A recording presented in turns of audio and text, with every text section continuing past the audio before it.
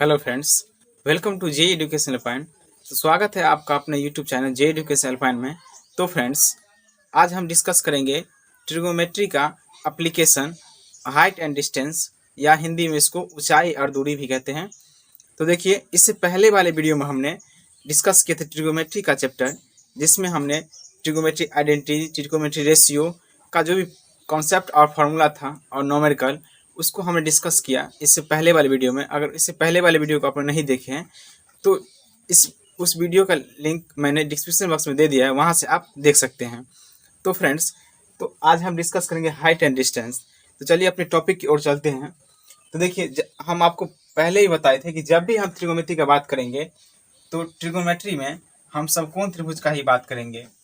देखिए, चाहे त्रिभुज जैसा भी हो तो उसको हमको समकोण ही बनाना पड़ेगा। तो ये तो ऑलरेडी समकोण त्रिभुज है ABC। देखिए, मान लीजिए त्रिभुज अगर ऐसा हो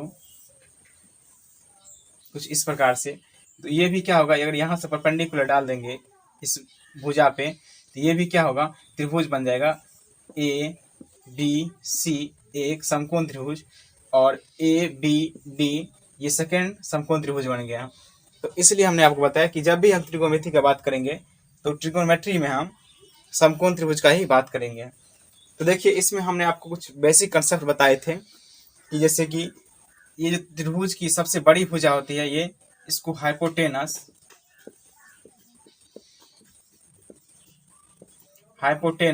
और हिंदी में इसको कर्ण बोलते हैं। और देखिए, और यहाँ पे एक लंब और आधार होता है। तो हम आपको बताए थे कि लंब और आधार इसमें कैसे फाइंड करना है। तो वो डिपेंड करेगा कि किस एंगल को आप कंसीडर कर रहे हैं। मान लीजिए कि हम एंगल सी को कंसीडर कर रहे हैं। यहाँ पे अगर एंगल सी को हम कंसीडर कर रहे हैं तो इसके लिए यहाँ पे मान लीजिए थीटा है, यहाँ पे एंगल सी थीटा है।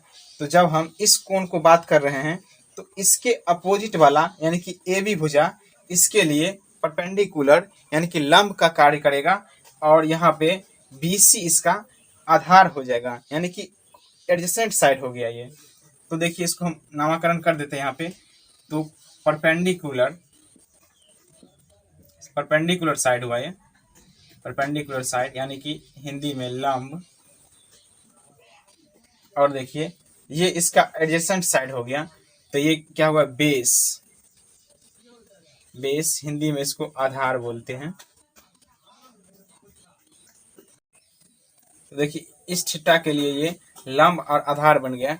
अगर हम देखिए थीटा मान लीजिए कि अगर चेंज करके हम इसको बना देते हैं, अगर कोण ए कंसीडर करते हैं, तब इसके लिए लंब और आधार कैसे डिफाइन करते हैं, बस हम आपको ओवरव्यू दे दिए हैं, क्योंकि इसका पूरी जानकारी तो हम वीडियो में दे दिए हैं, वीडियो कर देख लीजिए।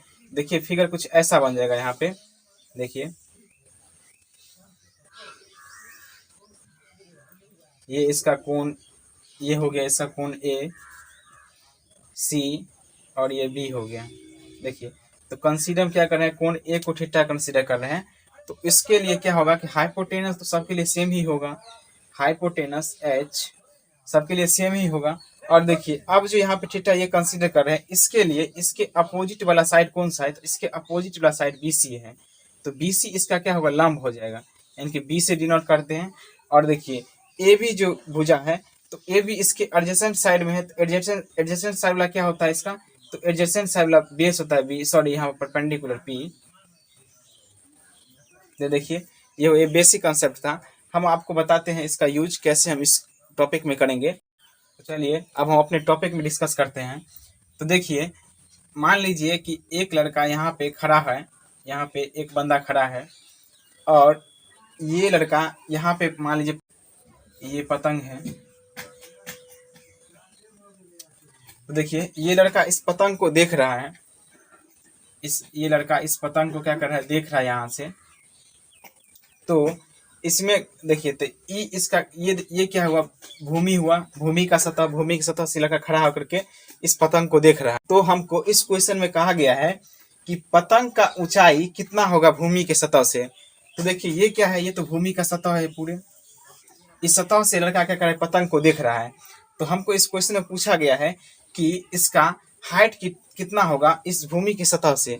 तो भूमि की सतह से हाइट कैसे निकलेगा, इसका शॉर्टेस्ट पाथ। देखिए, शॉर्टेस्ट पाथ कहने का मतलब हुआ कि इस पतंग पर कौन सा दूरी हम चुने भूमि से, जो सबसे पहले उस पतंग को छू ले, तो ये इसका ये लंब ही है, यानी कि हाइट है भूमि के सतह से इस पतंग की जो सबसे कम दूरी पे है, जिससे हम यहाँ से अगर यहाँ से हम इसको छूना चाहे तो हम आसानी से अदर दूरी की अपेक्षा इसको हम जल्दी छू लेंगे यहाँ से अगर चले तो ये हो गया इसका। देखिए तो ये इसका हाइट हो गया, मान लीजिए इसको हम एच मानते हैं, तो ये पतंग का भूमि से हाइट हो गया। तो हमको यही निकालना है कि इसका हाइट कितना होगा। तो देखिए इस क्वेश्चन में यही फाइंड करने को बोला कि पतंग का इस भूमि से दूरी कितना होगा, तो हमको निकालना है। तो देखिए ये आपको दिख रहा है कि फिगर कैसा लग रहा है। तो ये फिगर अगर इसको ऐसे करें, देखिए आपको दिख रहा है कि फिगर कैसा लग रहा है।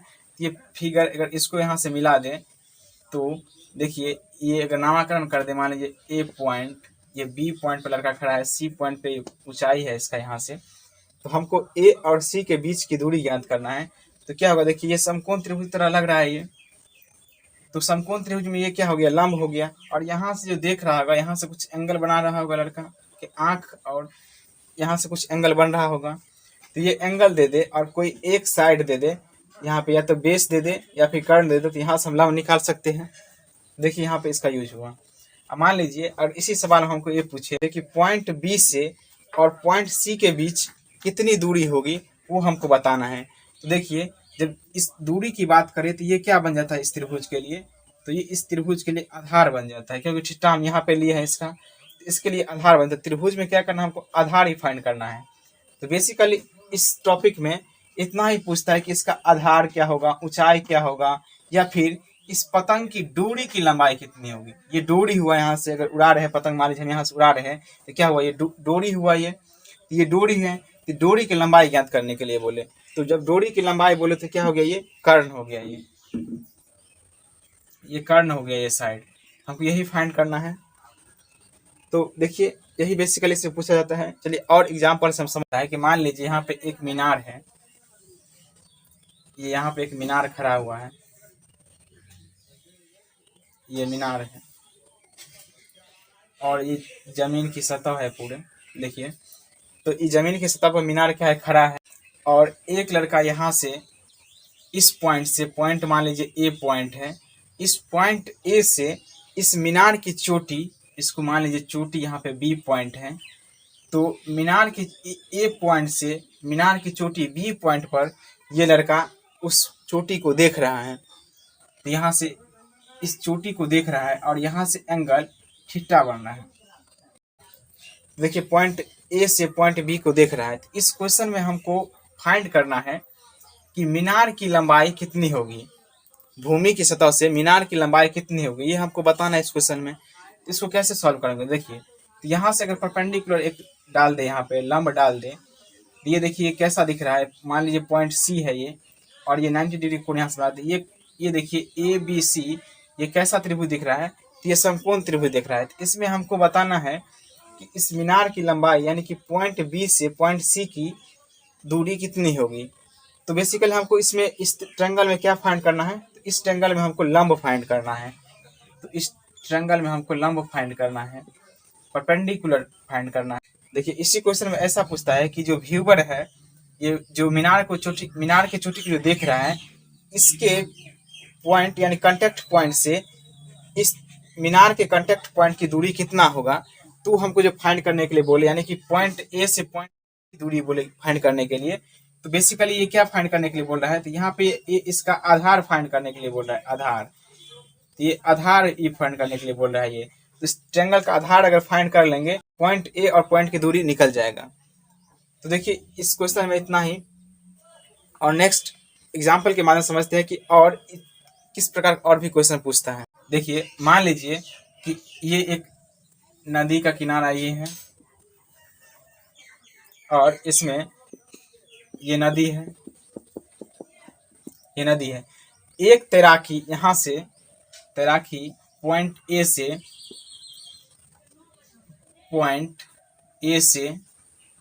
पॉइंट सी पर जाना चाहता है, यानी कि तैराकी पॉइंट ए से पॉइंट सी पर, यानी कि नदी के इस छोर से नदी के उस छोर पर पहुंचना चाहता है। तो हमको इसमें पूछ रहा है कि नदी की चौड़ाई कितनी होगी, यानी कि तैराकी कितनी दूरी तय करेगी, हमको ये बेसिकली पूछ रहा है। कि इसको कितना दूरी जाना पड़ेगा, यानी कितना दूरी तैरना पड़ेगा कि पॉइंट सी पर पहुंच जाए।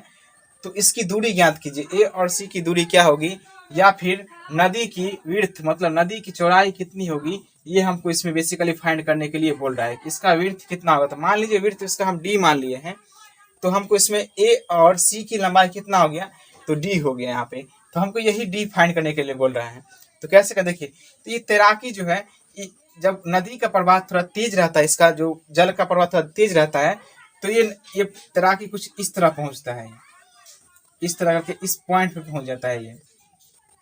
तो बेसिकली देखिए, ए पॉइंट से इस पॉइंट, मान लीजिए ये पॉइंट, ये देखिए पॉइंट सी है, इसको भी रेफरेंस सी डैश ही मानते हैं। देखिए तो ये सी डैश यहाँ पे, तो ए से सी पे पहुंच जाता है ये।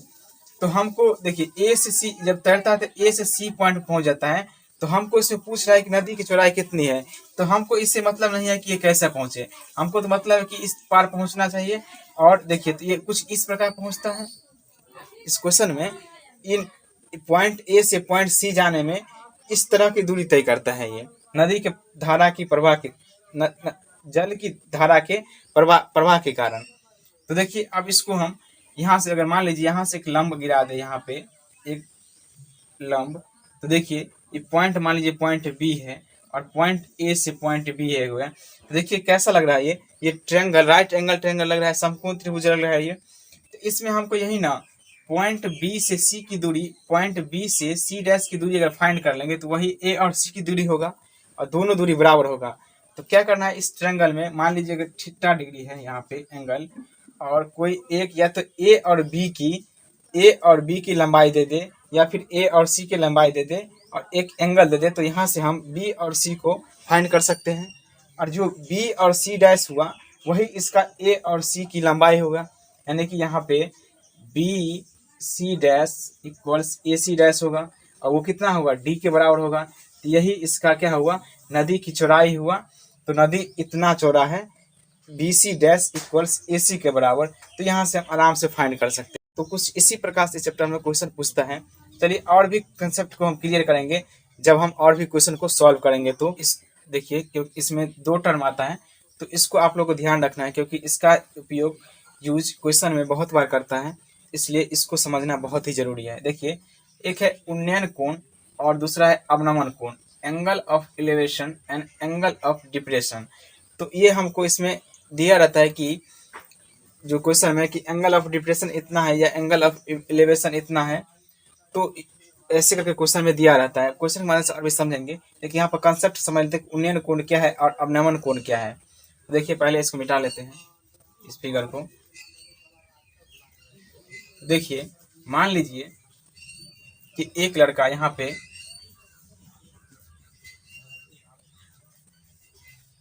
फिगर थोड़ा अच्छा नहीं बना, थोड़ा देख लीजिएगा। मान लीजिए कि एक लड़का यहाँ पे खड़ा है और ये यहाँ पे जो हेलीकॉप्टर उड़ रहा है, हेलीकॉप्टर उड़ रहा है, उसको ये देख रहा है। यहाँ से लड़का इस हेलीकॉप्टर को यहाँ से देख रहा है, ये लड़का इस हेलीकॉप्टर को देख रहा है यहाँ से। और देखिए यहाँ से, तो ये लड़का इस हेलीकॉप्टर को देख रहा होगा, तो इसके आंख से दूर ये निकलेगा। एक तो इस हेलीकॉप्टर को देखता होगा और दूसरा जो इसके हॉरिजॉन्टली होगा। देखिए दूसरा रे क्या होगा, जो इसके हॉरिजॉन्टली होगा, ये कुछ इस प्रकार से होगा। तो इस लड़का के आंख से दूर रे निकला, एक जो हेलीकॉप्टर को देख रहा है और दूसरा जो इसके हॉरिजॉन्टली है। और देखिए ये हॉरिजॉन्टली दूरी है, और देखिए यहाँ से इस हेलीकॉप्टर से इस जो सतह हॉरिजॉन्टली सतह, इसके भी कुछ ऊंचाई होगा। तो यहाँ से लंब डाल दीजिए, देखिए परपेंडिकुलर ऊंचाई हो गया। तो ये फिगर कैसा लग रहा है, तो ये फिगर लग रहा है एक समकोण त्रिभुज की तरह। तो देखिए यहाँ पे वो चर्चा नहीं करना है। तो देखिए यहाँ पे, तो यहाँ से जो रे निकला है हॉरिजॉन्टली और इस दिशा में, तो इन दोनों के बीच में एक यहाँ से देख रहा है, कुछ एंगल पर तो देख रहा है। हम जो मान लीजिए यहाँ से पतंग को देख रहे हैं या फिर वृक्ष को देख रहे हैं, तो हमारे जो यहाँ से हॉरिजॉन्टली एक लाइन निकलेगा और यहाँ से एक जो इस दिशा में निकले जहाँ से हम देख रहे हैं, तो इन दोनों के बीच में एक कोई तो एक एंगल तो बन रहा होगा जिसकी वजह से हम उस पतंग या पेड़ को देख रहे हैं। तो यहाँ से सेम यहाँ पे यही कंडीशन है कि यहाँ पे जो इस हेलीकॉप्टर को देख रहा होगा, तो यहाँ से कुछ एंगल बन रहा होगा। मान लीजिए एंगल थीटा बन रहा है, ये एंगल थीटा होता है। इसी थीटा एंगल को उन्नयन कोण कहते हैं। इसके थीटा को उन्नयन कोण कहते हैं, उन्नयन कोण। ये कॉन्सेप्ट क्लियर हुआ। जो उन्नयन कोण क्या है, एंगल ऑफ एलिवेशन, समझ में आया। ये उन्नयन कोण यही हुआ, एंगल ऑफ एलिवेशन। और अब सेम है अवनमन कोण क्या है, एंगल ऑफ डिप्रेशन। देखिए तो हम आपको बताते हैं कि अवनमन कोण क्या है। तो देखिए तो यहाँ पे जो हेलीकॉप्टर में बैठा हुआ आदमी होगा, वो अगर दूरबीन से सेम इसको देखे, यानी कि मान लीजिए वहां से ये यहाँ से इसको देखे, यानी कि ऊपर से इसको देख रहा है इस लड़का को, तो देखिए इस तो यहाँ पे जो हेलीकॉप्टर में जो आदमी बैठा हुआ है, इसके भी आंख से दो रे निकलेगा। एक रे निकलेगा वो तो इस दिशा में जाएगा, और दूसरा रे जो निकलेगा वो सेम इधर आएगा, इसके लिए इधर था। और ये एक इधर आएगा जो इस लड़का को देख रहा होगा, और दूसरा जो रे निकलेगा जो इसके हॉरिजॉन्टली होगा, जो हम ऊपर से नीचे देख रहे हैं, तो हमारे रे से एक ऐसा इस डायरेक्शन में निकलेगा और एक हॉरिजॉन्टली निकलेगा। तो देखिए जो ये रे इस लड़का को देख रहा है और हॉरिजॉन्टली जो रे निकला, इन दोनों के बीच में कुछ तो एंगल बनता होगा। तो इस दोनों के बीच जो एंगल बनता है, मान लीजिए ये एंगल θ1 बनता है, तो यही θ1 एंगल अवनमन कोण कहलाता है। अवनमन कोण, एंगल ऑफ डिप्रेशन, अवनमन कोण।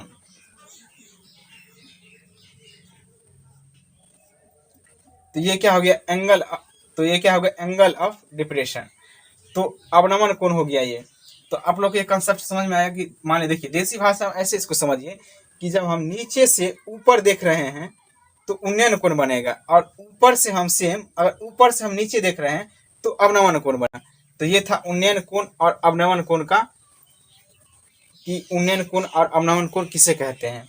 और देखिए इसको, ये जो रेखा है, ये रेखा, इसको लाइन ऑफ साइट बोलते हैं, लाइन ऑफ साइट, यानी कि दृष्टि रेखा। ये क्या है, दृष्टि रेखा, जहां से हम देख रहे हैं, लाइन ऑफ साइट।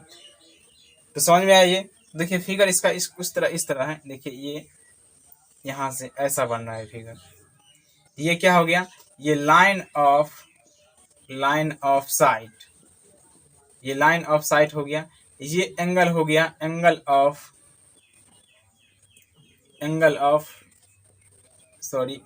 हाँ देखिए एंगल ऑफ डिप्रेशन।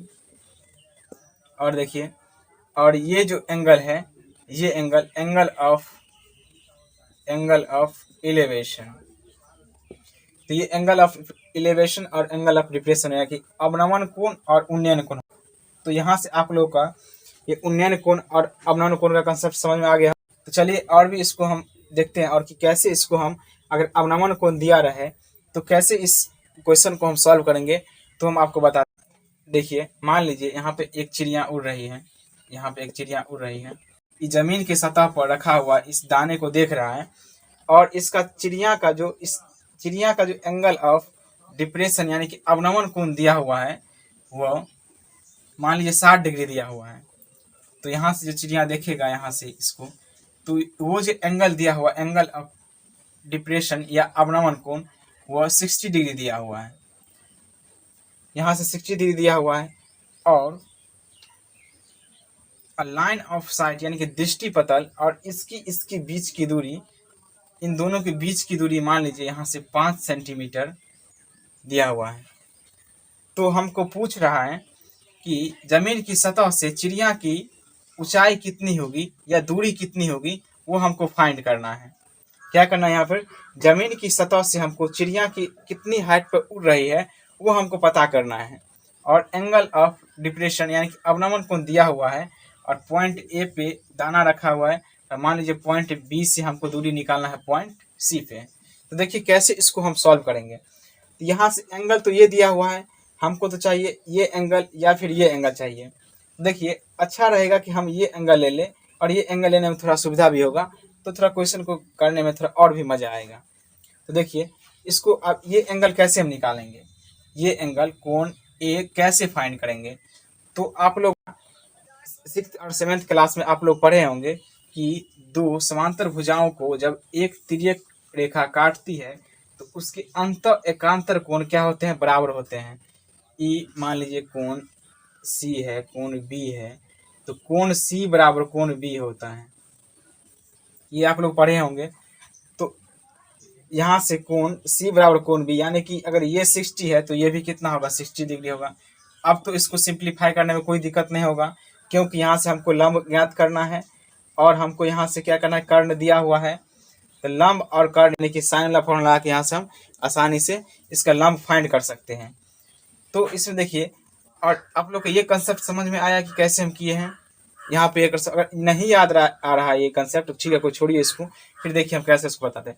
देखिए तो ध्यान से समझिए आप लोग कि कैसे इसको निकाले यहाँ से। और ये अगर कंसेप्ट अगर नहीं क्लियर हो रहा अभी भी, तो देखिए देखिए ये जो ये फिगर कैसा है, देखिए फिगर कुछ इस प्रकार से है। हम पूरा फिगर नहीं ले रहे हैं, कुछ ऐसा देखिए। तो फिगर इस तरह से लग रहा है, ये सेम है। और देखिए ये पॉइंट कितना, पॉइंट सी है ये, और ये एंगल जो ये दिया हुआ है ये 60 डिग्री दिया हुआ है। और देखिए ये 60 डिग्री दिया हुआ है। और देखिए मान लीजिए इसको हम थोड़ा बढ़ा लेते हैं, अगर देखिए इसको थोड़ा और भी बढ़ाइएगा तो कैसा फिगर दिखेगा। तो फिगर कुछ इस प्रकार से थोड़ा टेढ़ा हो गया। तो देखिए ये पॉइंट कितना है, पॉइंट ए और पॉइंट बी। तो फिगर कुछ इस प्रकार से दिख रहा है, और ऐसा ही फिगर है ये। तो ये 60 है। और देखिए यहाँ पे इसको अगर अलग कर लेंगे हम, तो ध्यान से थोड़ा समझिएगा इसको। इस फिगर को अगर अलग ऐसे कर ले हम, देखिए ये कैसा लग रहा है, ये समकोण बना रहा है ये, यानी कि इस आधार पे ये, माने कि इस भुजा पे ये भुजा क्या है, परपेंडिकुलर है, यानी कि 90 डिग्री का कोण बना रहा है यहाँ से। तो ये पूरा कितना हुआ, 90 हुआ।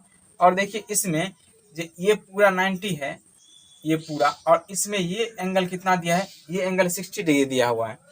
तो हमको क्या करना है कि इस एंगल का कितना वैल्यू होगा वो हमको फाइंड कर लेंगे। अगर ये एंगल अगर हम फाइंड कर लेते हैं, तो यहाँ से हम ये 90 हुआ, और हम जानते हैं कि त्रिभुज के तीनों भुजाओं का योग कितना होता है। तो त्रिभुज के तीनों भुजाओं का योग 180 डिग्री होता है। और यहाँ से अगर ये एंगल निकल जाए और ये एंगल निकल जाए, तो यहाँ से हम ये एंगल निकाल सकते हैं, आराम से निकाल सकते हैं। तो देखिए हम पहले इसको फाइंड करते हैं। तो ये पूरे 90 है और ये 60 है, तो ये कितना होगा, तो 90 में से क्या करेंगे, 90 में से अगर 60 घटा देंगे तो कितना होगा, 30 डिग्री। तो ये इसका एंगल हो गया, ये कितना निकला, 30 डिग्री यहाँ से। और ये 30 डिग्री और ये 90 डिग्री। यहाँ से देखिए ये दोनों कोणों को जोड़ देंगे और 180 में से घटा देंगे, तो यहाँ से ये कोण निकल जाएगा। तो कितना होगा, 90 और 30 कितना होगा, 120 डिग्री, यानी कि 120 डिग्री। और 180 में से क्या करेंगे, 120 घटा लेंगे तो कितना होगा, 60 डिग्री। देखिए आया यहाँ से 60 डिग्री। तो आप लोग को ये समझ में आया कि कैसे किए, यहाँ समझ में आ गया होगा। तो देखिए ऐसे क्वेश्चन में ऐसा देता है अवनमन कोण, तो यहाँ से हम क्या करेंगे, उसका जब समांतर रेखा को एक तिर्यक रेखा काटती है, उस थ्योरम से हम यहाँ से क्या करेंगे, बराबर करके क्वेश्चन को सॉल्व कर लेंगे। तो चलिए और भी इसको कंसेप्ट को समझते हैं क्वेश्चन के माध्यम से। ये फर्स्ट एग्जांपल है और क्वेश्चन को सॉल्व करते हैं। देखिए an observer 1.5 metre tall is 28.5 metre away from a chimney. The angle of elevation of the top of the chimney from the her eyes is 45 degree. यहाँ पे एंगल दिया है 45 degree. What is the height of chimney. देखिए इस question में देखिए क्या कहा गया, हम फिगर के माध्यम से आपको समझाते हैं कि एक, देखिए इसको थोड़ा मिटा लेते हैं, आप लोग क्वेश्चन लिख लीजिए, स्क्रीनशॉट जल्दी से ले लीजिए। तो देखिए यहाँ पे एक चिमनी है, चिमनी का फिगर कैसे बनाए हैं, देखिए मीनार की तरह बना दिए, कोई दिक्कत नहीं। और देखिए ये सतह है यहाँ से, और क्या कह रहा है कि 1.5 मीटर ऑब्जर्वर है, यानी कि ऑब्जर्वर की लंबाई है वह 1.5 मीटर लंबा एक आदमी खड़ा है यहाँ से।